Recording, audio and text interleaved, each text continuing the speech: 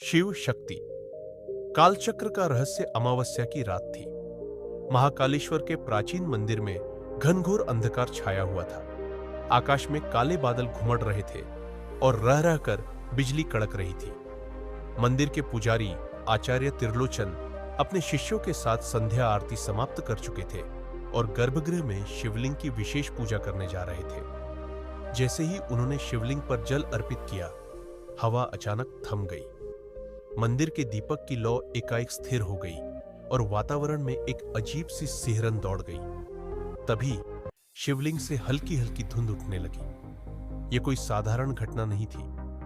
आचार्य की आंखें विस्मय से फैल गईं। तभी मंदिर के विशाल द्वार अपने आप खुल गए।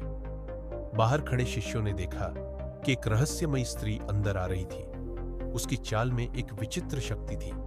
उसकी आंखें किसी अग्नि के समान जल रही थी और उसके चारों ओर अद्भुत आभा थी। आचार्य त्रिलोचन, वह गंभीर स्वर में बोली, समय आ गया है। शक्ति जागृत हो चुकी है और अब शिव तक पहुंचने से कोई रोक नहीं सकता। आचार्य का हृदय आशंका से भर उठा। उन्होंने कांपते स्वर में पूछा, आप कौन हैं देवी? मेरा नाम कालगति है। वो बोली, मैं काल चक्र की रक्षक हूं। युगों से प्रतीक्षा कर रही थी इस क्षण की। अब वह समय आ चुका है जब शिव और शक्ति का मिलन पूर्ण होगा। लेकिन इस बार एक बड़ी परीक्षा होगी। कौन सी परीक्षा? आचार्य ने भयभीत होकर पूछा। देवी कालगति ने गर्भगृह की ओर इशारा किया। अचानक शिवलिंग के समीप एक दिव्य रत्न प्रकट हुआ जो नीले प्रकाश में चमक रहा था। यह वही रत्न था जिसे सदियों पहले छुपाया गया था ताकि कोई भी अनधिकारी व्यक्ति शिव शक्ति के मिलन को बाधित न कर सके। यह रत्न शिव और शक्ति के मिलन की कुंजी है, देवी बोली। लेकिन यह तभी सक्रिय होगा जब शिव स्वयं इसे स्वीकार करेंगे। आचार्य त्रिलोचन ने जब उस रत्न को उठाने की कोशिश की तो एक तीव्र झटका लगा और वह पीछे गिर पड़े।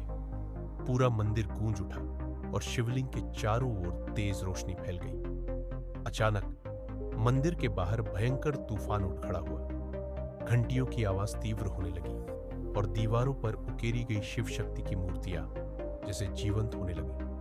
समय आ गया है, देवी कालगति ने कहा। लेकिन इस बार केवल शिव और शक्ति नहीं बल्कि पूरी सृष्टि की परीक्षा होगी। तभी मंदिर के द्वार पर एक अजनबी खड़ा दिखाई दिया। उसके हाथ में त्रिशूल था और उसकी आंखों में वैसा ही तेज था जैसा किसी दिव्य शक्ति का होता है। कौन हो तुम? आचार्य त्रिलोचन ने कांपते हुए पूछा।